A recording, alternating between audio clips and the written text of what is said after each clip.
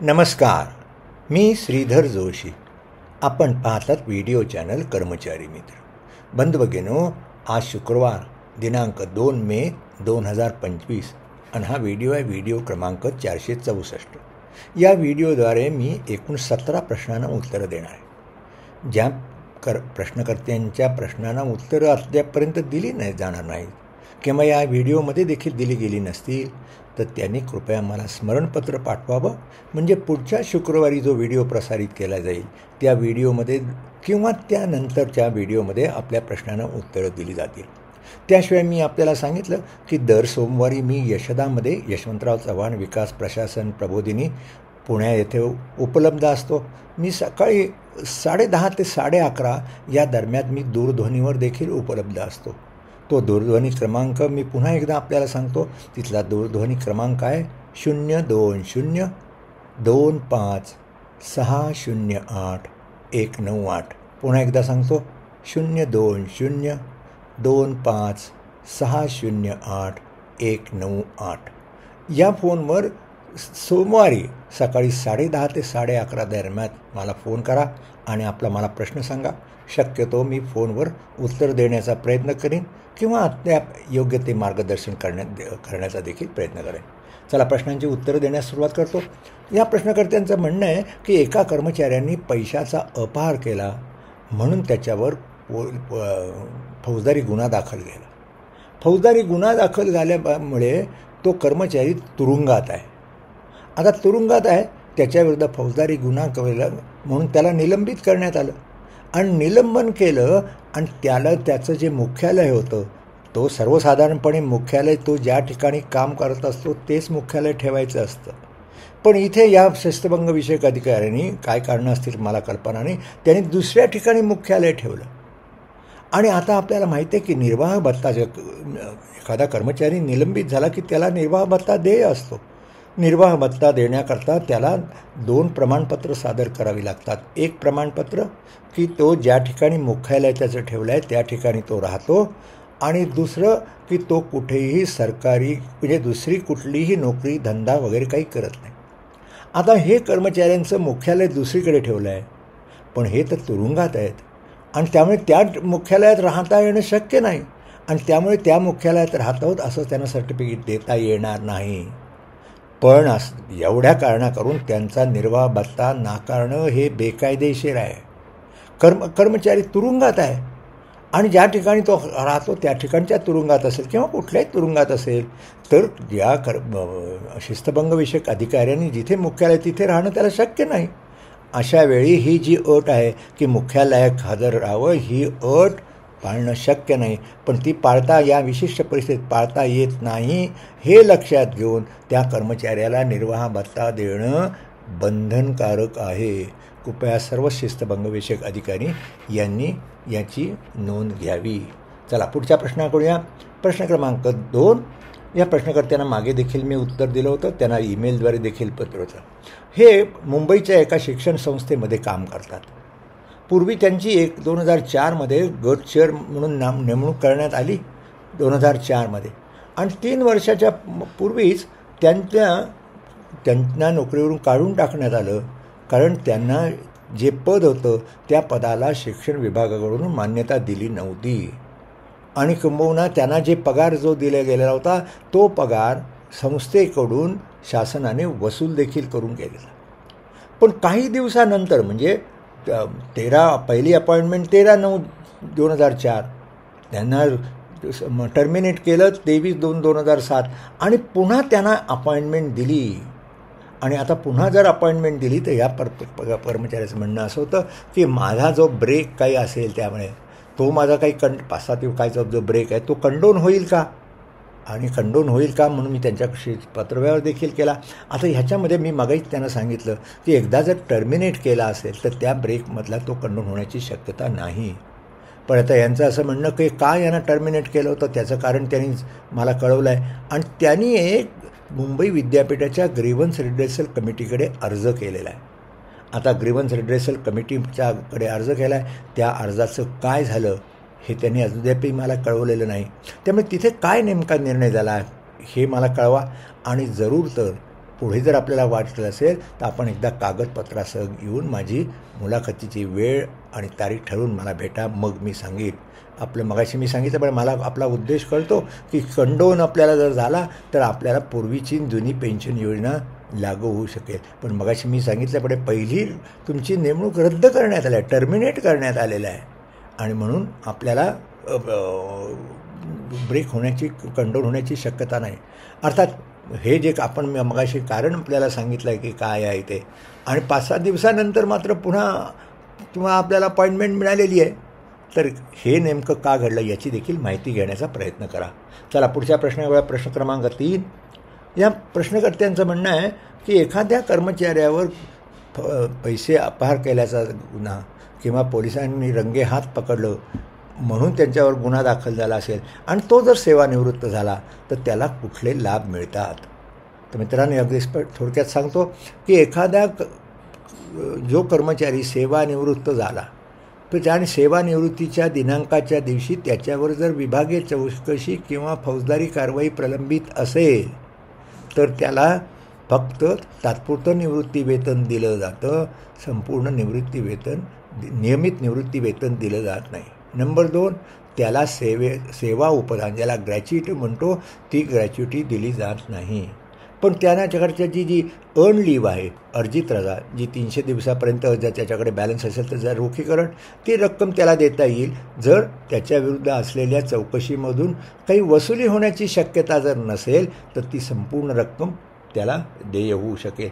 त्याला गटविमा योजनेची रक्कम असेल ती देखील त्याला मिळू शकते, आणि त्याबरोबर त्याचा जो भविष्य निर्वाह निधी रक्कम आहे ती देखील त्याला संपूर्ण रक्कम मिळू शकेल.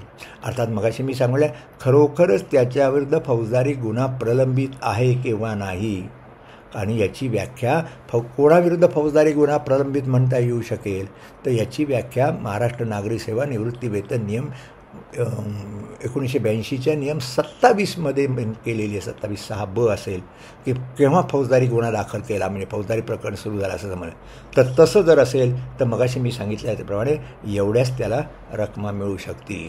चला पुढच्या प्रश्नाकडे येऊया. या प्रश्नकर्त्यांचं म्हणणं आहे, हे कृषी खात्यातले कर्मचारी आहेत, यांचं असं म्हणणं की शासनाने 2004 साली कृषी सेवक म्हणून एक मानधनावर 2,500 रुपये महिन्याच्या मानधनावर कृषी सेवकांची नेमणूक केली होती. पहिल्यांदा 1 वर्ष करायची नेमणूक, मग ती जर चांगली असेल तर जवळ 3 वर्षापर्यंत ती नेमणूक करण्यात आली होती.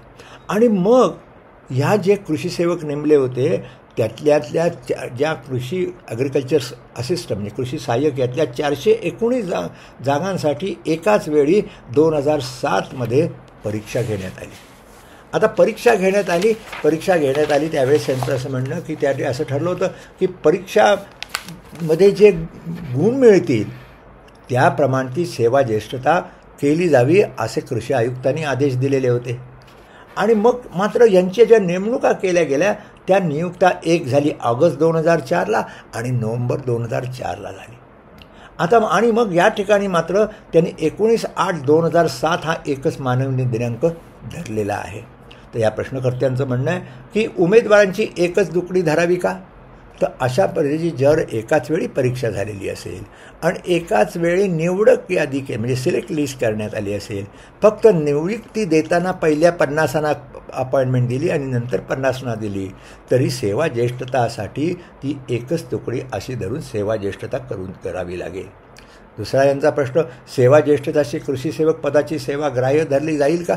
इथे कृषी सेवक याचा सेवा ग्राह्य धरण्याचा प्रश्न नाही.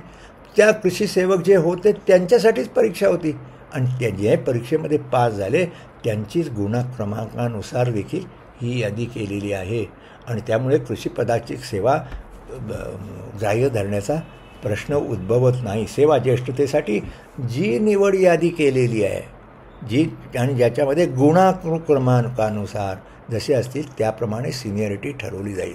आता या यादीमध्ये तर आणखीन या संदर्भाने या प्रश्नकर्त्यांना काही प्रश्न असेल तर त्यांनी निश्चितच माझ्याकडे माझी अपॉइंटमेंट घेऊन मला येऊन भेटावून कागदपत्र करावे.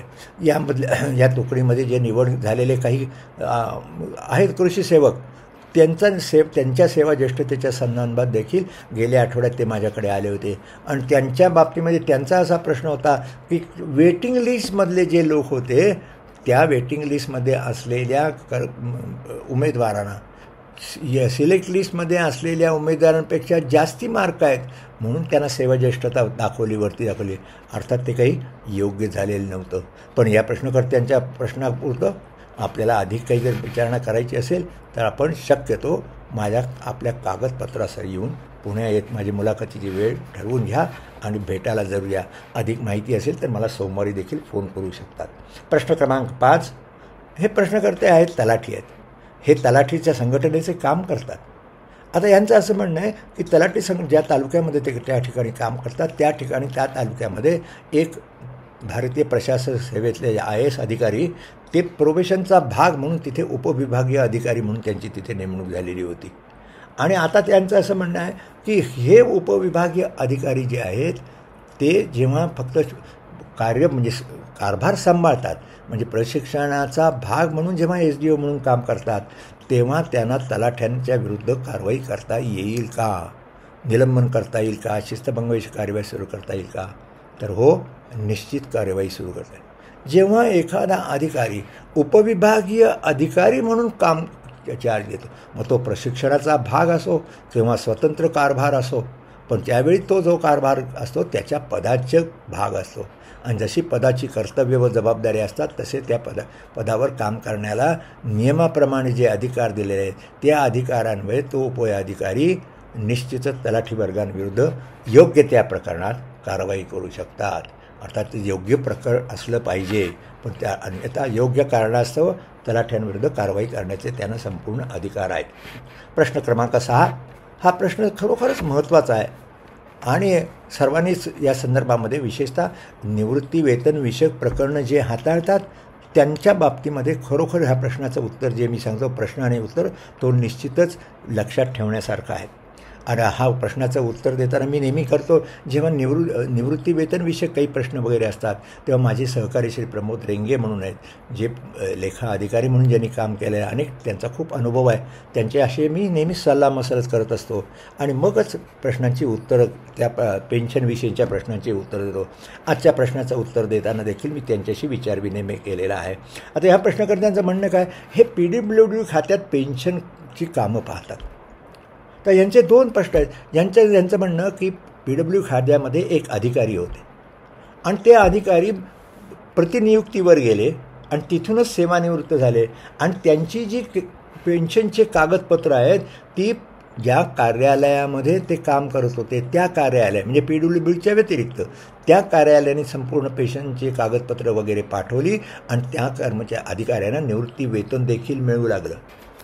आता त्यांचं असं म्हणणं आहे की त्या कर्मचाऱ्यांच्या जे आहे त्या जे अधिकारी होते ज्यांची पेन्शन केस पूर्ण केली त्यांच्या पत्नीचं निधन झालं आणि पण त्यांना एक मुलगी आहे जी घटस्फोटित आहे आणि त्या घटस्फोटित आता आपल्याला माहिती आहे घटस्फोटित मुलीला देखील कुटुंब निवृत्ती वेतन मिळण्याचा अधिकार आहे आणि म्हणून त्यासाठी 8 फेब्रुवारी 2024ला शासनाच्या वित्त विभागाने अधिसूचना काढलेली आहे आणि म्हणून हा जो अधिकारी जो होता त्यांनी यांच्याकडे अर्ज केलेला आहे की माझ्या घटस्फोटित मुलीचं नाव देखील लिहून ठेवावं म्हणजे कारण त्यांच्या पत्नीचं निधन झालेलं आहे म्हणून त्यांच्या ज्या अधिकाऱ्यांच्या निधनानंतर माझ्या मुलीला मिळावं म्हणून असा अर्ज केला आहे. पण ह्या पेन्शन जे काम करतात त्यांचा प्रश्न असा आहे की ते जे कार्यालय होतं ज्या कार्यालयाने त्यांची पेन्शन केस फायनल केली ते कार्यालय बंद झालेलं आहे आणि मग आता मूळ जो प्रस्ताव म्हणजे हे जे मूळ कार्यालय आहे जिथे हे अर्जदार प्रश्नकर्ते काम करतात त्यांना कुटुंबनिवृत्ती वेतनचा प्रस्ताव पाठवता येईल का, तर निश्चित पाठवता येईल. किंबहुना आपल्याला माहिती आहे की शासनाच्या ऑक्टोबर 1989च्या शासन निर्णयामध्ये ही सेवा पुस्तकं जी अधिकाऱ्यांची ठेवायची वगैरे कामगिरी होती ती सर्व कामगिरी त्यांनी कोणावर ठेवलेली आहे की ती कामगिरी संबंधित विभागाकडे ठेवलेली आहे आणि त्यामुळे त्यांची जबाबदारी मूळ विभाग जो आहे जो आपला मूळ विभाग आहे त्या मूळ विभागाचीच जबाबदारी आहे आणि म्हणून आपल्याला काय केलं पाहिजे, आपण काम करा त्या मूळ विभागा आपल्याकडे जर सेवा पुस्तक आपल्याला त्यांच्याकडे असेल तर सेवा पुस्तक मागवून घ्या आणि सेवा पुस्तकाच्या आधारे आणि त्यांच्याकडे जी पेन्शन पेमेंट ऑर्डर आहे त्याच्या आधारे आपण निश्चित प्रस्ताव हे म्हणजे त्या मुलीचं जे नाव लावण्याच्या संबंधीचं असेल त्या प्रस्तावाची छाननी करून योग्य ती कागदपत्र घेऊन आपणच प्रस्ताव पाठवणं आवश्यक आहे. सेवा पुस्तक मिळालं नाही तरी जी पेन्शन पेमेंट ऑर्डर असेल या अधिकाऱ्यांकडे त्याच्या आधारे आपण प्रस्ताव केला पाहिजे. जसं मगाशी मी सांगितल्यामुळे मूळ जो विभाग असतो, मूळ जे कार्यालय असतं, जिथे मनुष्य तिथून जरी रिटायर झाला नाही, तो डेप्युटेशनवर जिथे होता तिथून जरी रिटायर झाला तरी मूळ कार्यालयाचीच त्यांच्या निवृत्तीवेतनविषयक लाभ देण्याची त्यांची जबाबदारी आहे. चला, यांचा एक दुसरा प्रश्न आहे. यांचं म्हणणं होतं एक मजूर काम करीत होते. 1990मध्ये त्यांच्या सेवा पुस्तिकेमध्ये त्यांच्या पत्नीचं व मुलाचं नाव होतं. आता ते हे जे मजूर होते ते 2007मध्ये सेवानिवृत्त झाले आणि म्हणून त्यांनी पत्नीचं निधन झाल्यामुळे मुलाचं त्यांनी नामनिर्देशन केलं आणि आता त्या मजुराचं देखील 2014मध्ये निधन झालेलं आहे. आता त्यामध्ये काय झालं, 2019मध्ये एका स्त्रीनं वारसदार पत्नी म्हणून कुटुंब निवृत्ती मिळावे म्हणून अर्ज आणि वारसापत्र देखील सादर केलेलं आहे आणि त्यामध्ये त्याला त्या बाईला पोटगी मिळाल्याचा न्यायालयाचा आदेश देखील दाखल केलेला आहे. आता यांचं म्हणणं आहे की प्रकरण एजीकडे पाठवावं का? तर एजीकडे यांनी जेव्हा प्रकरण पाठवलं तर तेव्हा एजीनी सांगितलं की त्यांच्या स्त्रीची जी नवीन स्त्री आहे जीनी क्लेम केलं आहे तिचं नाव निर्देशनामध्ये नाही म्हणून हे प्रकरण त्यांनी सामान्य प्रशासन विभागाकडे, वित्त विभागाकडे पाठवावं असा सल्ला या विभागांना दिला, या कार्यालयाला दिला ज्या कार्यालयामध्ये हे प्रश्नकर्ते काम करतात. आणि मग त्यांनी काय केलं, शासनाकडे त्या काय पाठवल्यावर शासनाने त्यांना विचारलं की आता वारसांपैकी ज्यांनी अर्ज केलेला आहे त्यातली कोण 2 स्त्री आहे, म्हणजे पहिली स्त्री वारलेली आहे आणि दुसरी पत्नी जी बाई आहे ती जिवंत आहे, जी म्हणते मी तर ती कायदेशीर पत्नी आहे का हे ठरवणं आवश्यक आहे. तर हे कोण कायदेशीर पत्नी आहे याचा खुलासा करावा असं वित्त विभागानं या कार्यालयाला कळवलं. आता नेमकं काय तर मी या प्रश्नकर्त्यांना एवढंच सांगण्यात येईल की ही ज्या दुसऱ्या पत्नी आहेत या पत्नींकडे विचारून घ्या जिने अर्ज केलेला आहे की त्यांचा खरोखर घटस्फोट झाला आहे का, नुसतीच पोटगी दिलेली आहे. कारण पोटगी म्हणजे घटस्फोटाचा दावा केला असेल आणि जर घटस्फोट झाला असेल तर साहजिकच घटस्फोटित जी पत्नी असेल तिला कुटुंब निवृत्ती वेतन मिळण्याचा अधिकार नाही आहे. आता त्यामुळे आता तेही पहा की आपण म्हणता वारसपत्र दाखल केलेलं आहे तर तो जेव्हा त्यांनी वारसपत्र दाखल करण्यासाठी जो अर्ज केला ज्याला मिसलेनियस ॲप्लिकेशन केला असेल तो देखील यांच्याकडून अर्ज मागवून घ्या. वारसपत्रामध्ये पहा कोणाला त्यांनी प्रतिवादी वगैरे केलं होतं तो अर्ज मागवून घ्या आणि मग वारसा हक्काच्या वेळेस नेमकं त्यांनी काय म्हटलं होतं ना न्यायालयाने काय आदेश दिला हे माहिती करून घ्या. आणि मगाशी मी सांगितले घटस्फोट झालेला आहे का, म्हणजे जो पहिला जो निर्णय आहे पोटगी दिलेली आहे वगैरे तो न्यायालयाचा निर्णय देखील आपण पहा आणि मग मी म्हणतो त्याप्रमाणे त्याची खातरजमा केली. घटस्फोट झाला असेल तर त्या पत्नीला निवृत्तीवेतनही मिळता येणार नाही. आणि मग वारसपत्राच्या वेळेस त्यांचा मिसेज ॲप्लिकेशन पाहिल्यानंतर त्यात ज्या काही गोष्टी असतील त्यानंतर आपल्याला निर्णय करावा लागेल. अधिक काही व्याजदर खुलासा पाहिजे असेल तर मला पुन्हा प्रश्न विचारा, त्याचं समर्पक उत्तर मी निश्चित देईन. चला, प्रश्न क्रमांक 7. या महिला आहेत यांचं म्हणणं आहे की 24/9/2024च्या आदेशाने त्या निलंबित झाल्या. निलंबनाचा आदेश त्यांना 16/10/24ला प्राप्त झाला, म्हणजे त्या तारखेत सेवेत होत्या म्हणून त्या ड्युटी धरावी असं त्यांचं म्हणणं आहे. मग यांनी 24/9/2024 ते 16/10/24पर्यंत त्यांनी काम केलं होतं आणि म्हणून त्याचं वेतन मिळावं असा अर्ज केला, पण त्या अर्जाला योग्य तो प्रतिसाद विभागाने दिला नाही म्हणून त्यांनी आता मॅटमध्ये अर्ज केला आहे आणि तो मॅटमध्ये अर्ज प्रलंबित आहे. तर या तर मॅटमध्ये जो अर्ज आपण केला आहे त्या अर्जावर काय निर्णय होतो याची आपण प्रतीक्षा करूया. आता दुसरं त्यांचं असं म्हणणं आहे की जो निलंबन काळ जो होता, कारण आता निलंबन काळानंतर त्यांना सेवेत त्यांची पुनर्स्थापना केली 3 एप्रिल 2025ला आणि मग आता त्यांचं म्हणणं आहे की 3 एप्रिल 2024ला ज्या केला पण त्या झाल्या हजर 15/4/2025ला हजर झाल्या. 12 आणि 14 या 12 ते 14 एप्रिलमध्ये काहीतरी सुट्ट्या वगैरे होत्या. आता यांचं म्हणणं आहे की हा 12 एप्रिल ते 24 एप्रिल निर्वाह भत्ता देणं निर्वाह भत्ता देणं आवश्यक आहे, पण आपण जर शेवटी एखादा जो निलंबित कर्मचारी असतो, निलंबित कर्मचाऱ्याच्या ताबडतोब सेवेत उतरस्ता करा असा जरी आदेश जरी दिला न्यायालयाने असो किंवा अपिलीय अधिकाऱ्यांनी दिला असतो, शेवटी तो निलंबित कर्मचारी सेवेत केव्हा हजर होतो त्या दिवशीच त्याचा निलंबन काळ समाप्त होईल. त्याच्या आधीचा जो काळ असेल तो निलंबन काळच म्हणून धरला जाईल आणि त्याचा निर्वाह भत्ता आपल्याला मिळेल. कारण आपल्याला वेतन जे मिळेल ज्या दिवशी आपण सेवेत हजर झालात त्या दिवशीमध्येच आपल्याला तेव्हापासून आपल्याला मिळेल. आता म्हणून आपला पहिला प्रश्न आहे की 3-4 ते 11-4 संपूर्ण वेतन देय आहे का? तर संपूर्ण वेतन देय नाही. कारण आपण झाला 15/4/2025ला हजर झालेला आहात. त्याच्या आधीचे जे सुट्टीचे दिवस आहेत 12 एप्रिल 14 एप्रिल ते देखील आपला निलंबनाचाच काळ म्हणून धरला जाईल. तिथे आपल्याला वेतन मिळणार नाही. केव्हा वेतन मिळेल? तो जो निलंबन काळ आहे तो जर कर्तव्य काळ म्हणून धरावा असा आदेश शिस्तभंगविषयक अधिकाऱ्यांनी निर्गमित केला तरच त्याचं वेतन मिळेल, अन्यथा मिळणार नाही. आता आपण 2 मॅटमध्ये अर्ज केलेले आहेत. त्या 2 मॅटमधल्या अर्जाच्या निर्णयावरची प्रतीक्षा करा आणि मग काय असेल तर आपल्याला काय कारवाई करावी यासंबंधी आपल्याला काय प्रश्न आपण मला प्रश्न जरूर विचारा. आपण आपल्या मेलमध्ये मला कळवलं आहे की आपल्याला आमच्या या मोफत सल्ला कक्ष किंवा मी जे व्हिडिओद्वारे मार्गदर्शन करतो त्याचा खूप आपल्याला लाभ झाला असं आपण आपल्या पत्रामध्ये आवर्जून त्याचा उल्लेख केला आहे. मी या निमित्तानं आपल्याला एवढं सांगेन, आपल्याला जसा लाभ झाला तसा इतर शासकीय कर्मचाऱ्यांना अधिकाऱ्यांना व्हावा म्हणून कर्मचारी व अधिकारी मित्र हा व्हिडिओ चॅनल जास्तीत जास्त लोकांपर्यंत सहकाऱ्यांपर्यंत पोचवा. त्यांना या चॅनलला सबस्क्राईब करायला सांगा आणि मग सबस्क्राईब केलं की त्यांच्या व्हिडिओ नवीन जे प्रसारित होईल त्याचं नोटिफिकेशन त्यांना मिळेल आणि म्हणजे त्यांना देखील या चॅनलवरील व्हिडिओद्वारे जी माहिती दिली त्यांचा देखील लाभ मिळू शकेल.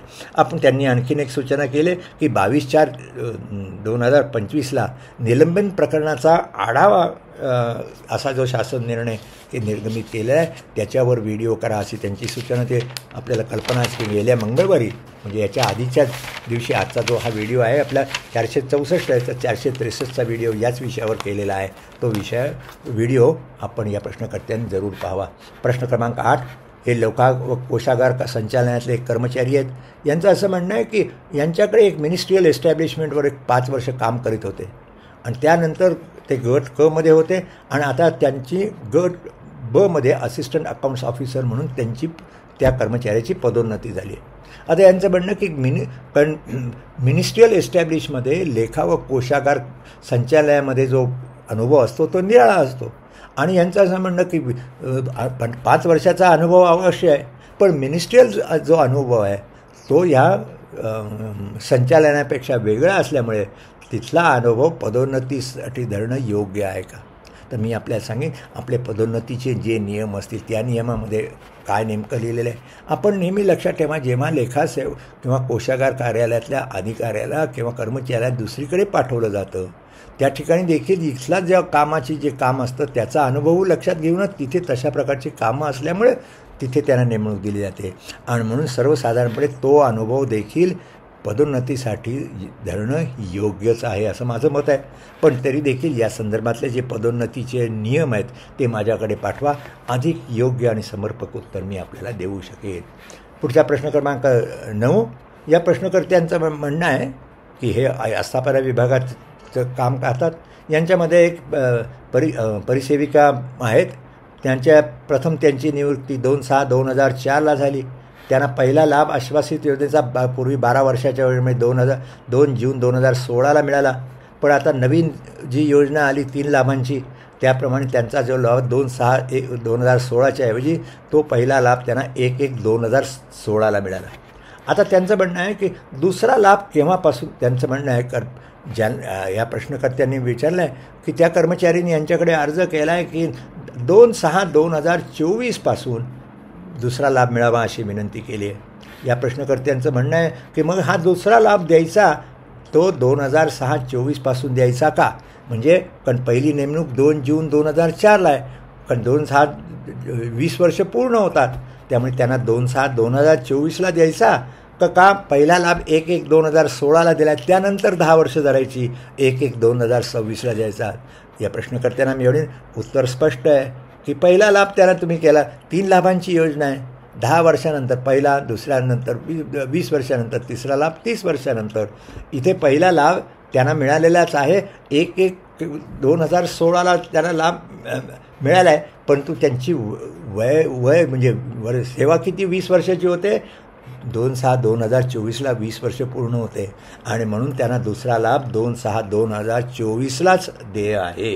प्रश्न क्रमांक 10.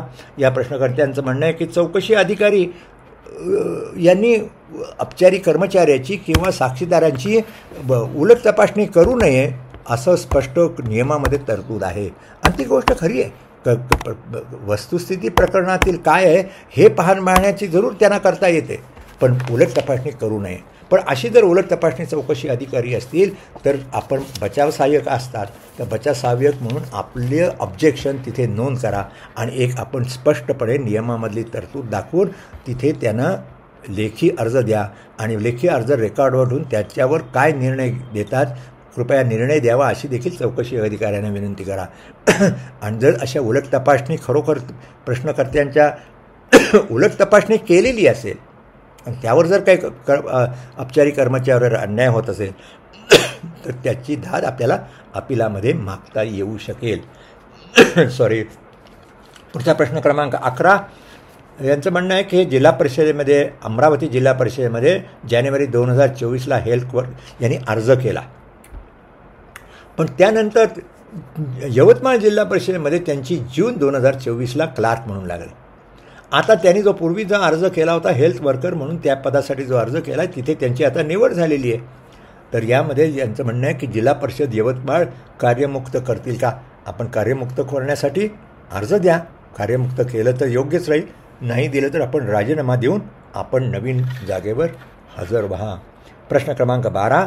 यांचं म्हणणं आहे की IAS अधिकाऱ्यांना साक्षीदार करता येतं का विभागीय चौकशीमध्ये आणि ते हजर न राहिल्यास काय कारवाई करता येते. IAS अधिकाऱ्यांना जर शिस्तभंगविषयक अधिकाऱ्यांना सरकारतर्फे साक्षीदार करायचं असेल तर त्यांना साक्षीदार करता येतो. अपचारी कर्मचाऱ्यांनी जर त्याच्यातर्फे जर साक्षीदार IAS अधिकाऱ्याला घेतलं तर IAS अधिकाऱ्यांनी चौकशीसाठी हजर राहावं असं बंधन नाही.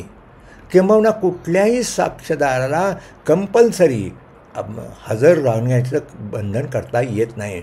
म्हणजे there is enforcement of attendance of witness is prohibited. त्याच्यासाठी कायदा केला आहे. पण शिस्तभंगविषयक अधिकारी IAS अधिकाऱ्यांना साक्षीदार करू शकतात. कर्मचाऱ्यांनी जरी केलं तरी शेवटी IAS अधिकाऱ्यांनी हजर राहणं किंवा नाही हे त्यांचं डिस्क्रिशन राहील.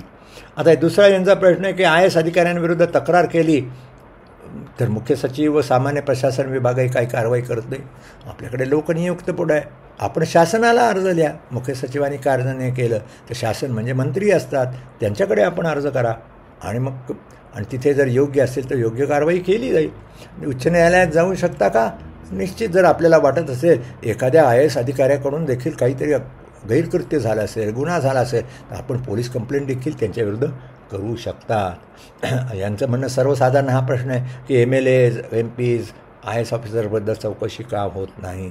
असं नाही, अर्थात आपण म्हणतात त्याप्रमाणे हे खरं आहे. वरिष्ठ पदावर जे काम करणारे अधिकारी असतात MLAs असतात यांच्याविरुद्ध कारवाई अत्यंत संत गतीने होते किंवा होत नाही, पण एखादा पाठपुरावा केला तर कारवाई केली जाते. अशी अनेक उदाहरणं आपल्याला पाहता येतील. चला प्रश्न क्रमांक 13 पाहूया. यांचं असं म्हणणं आहे की ऑडिट ऑब्जेक्शन्स काढली जातात, त्याच्याविरुद्ध विभागीय चौकशी केली जाते आणि त्या विभागीय चौकशीमध्ये जर अधिकारी आणि कर्मचारी दोषी ठरले तर त्या ऑडिट ऑफिसरविरुद्ध कारवाई का केली जात नाही. तर मी आपल्याला सांगेन की एखाद्या ऑडिट अधिकाऱ्यांनी किंवा मुद्दामून खोटं नाटक काहीतरी कागदपत्र करून जर काहीतरी ऑडिट ऑब्जेक्शन काढली तर त्याच्याविरुद्ध कारवाई होऊ शकेल. पण त्याला जे वाटलं आहे की त्या ठिकाणी काही दोष आढळले असतील, त्याच्या जे इंटरप्रिटेशन असेल आणि ते जर त्यांनी प्रामाणिकपणे केलं असेल तर त्याच्यावर कारवाई करता येणार नाही. आता जसं ऑडिट ऑफिसर आहे यांचं म्हणणं आहे की ऑडिट ऑफिसरना काही प्रोटेक्शन असतं का. सर्व कर्मचाऱ्यांना 311 राज्यघटनेच्या कलमेचं 311चं जे संरक्षण आहे ते ऑडिटच्या लोकांना देखील असतं. आपण कर्मचारी किंवा अधिकारी असाल तर आपल्याला देखील निश्चित असतं. तर आपण यांचा पुढचा प्रश्न विचार की एखाद्या कर्मचाऱ्याचा एक निलंबनाचा आदेश काढला पण कार्यालयामध्ये तो निलंबनाचा आदेश म्हणजे तिथे जो निलंबित केलेला आहे कर्मचारी तो तिथे काम करत होता 2 दिवस आणि त्यानंतर त्याला निलंबनाचा आदेश मिळाला.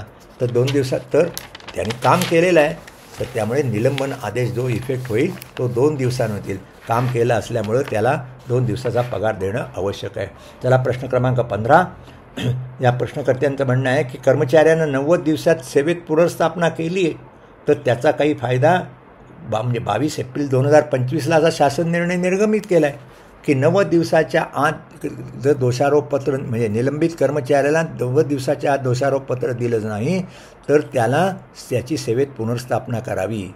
आता या प्रश्नकर्त्यांचं म्हणणं आहे अशी काही जी प्रकरणं केली असतील ज्या प्रकरणामध्ये 90 दिवसाच्या नंतर त्यांना कर्मचाऱ्याची सेवेत पुनर्स्थापना त्याचा काय म्हणून त्या 22 एप्रिल 2025च्या शासन निर्णयाचा फायदा होईल का? फायदा होणार नाही. प्रश्न क्रमांक 16 विभागीय चौकशी 90 दिवसात पूर्ण करावी असा काही नियम आहे का? विभागीय चौकशी सर्वसाधारण 6 महिन्यात पूर्ण करावी असं शासनाच्या मार्गदर्शक सूचना आहेत. 6 महिन्यामध्ये होत नसतील तर काही कारणं करून वरिष्ठ विभागाची म्हणा की तिथे एक्सटेन्शन ऑफ टाईम लिमिट ज्याला म्हणतो कालमर्यादा वाढवून घ्यावी लागते आणि त्यामुळे अशी कालमर्यादा ठेवलेली नाही. पण सर्वोच्च न्यायालयाने त्यांच्याकडे असलेल्या प्रकरणामध्ये मात्र असं म्हटलेलं आहे की कुठलीही विभागीय चौकशी असेल ती 6 महिन्यामध्ये पूर्ण करावी, नाही तर आणखीन 6 महिने म्हणजे 1 वर्षाच्या आत पूर्ण करावी असं सर्वोच्च न्यायालयाचे निर्णय आहेत. पण सर्वोच्च न्यायालयाचे निर्णय हे त्या प्रकरणामध्ये आहेत. त्याप्रमाणे ज्याला मग मागतो judgement in rem and judgement in पर्सनम हे असं जे निकालपत्र असतं ते जजमेंट इन पर्सनम असतं ते त्या प्रकरणापुरतं लागू असतं. त्यामुळे जजमेंट इन पर्सनम असतं ते सर्वसाधारणपणे सर्वच केसेसला लागू होत नाही. त्या निर्णयाच्या आधारे शासनाने काही निर्णय केला जसा आपण 22 एप्रिलचा शासन निर्णय निर्गमित केला आहे की 90 दिवस झाल्यानंतर निलंबित कर्मचाऱ्याची पुनर्स्थापना असा जर निर्णय केला तरच मग म्हणून विभागीय चौकशीला जी अशी कालमर्यादा घालून दिली नियमाने आता काय फक्त परिपत्रक काढून पूर्ण करावी अशी फक्त मार्गदर्शक सूचना आहे आणि गाईडलाईन जे असतात they are not enforceable in court of law. चला आजच्या शेवटचा प्रश्न करूया. हा आजचा जो प्रश्न आहे हे विचारला आहे नरेंद्र आष्टीकर म्हणून पूर्वी मुख्य अधिकारी म्हणून त्यांनी काम केलेलं आहे. अजून देखील अनेक मुख्याधिकाऱ्यांना किंवा शासकीय कर्मचाऱ्यांना योग्य असा सल्ला देत असतात.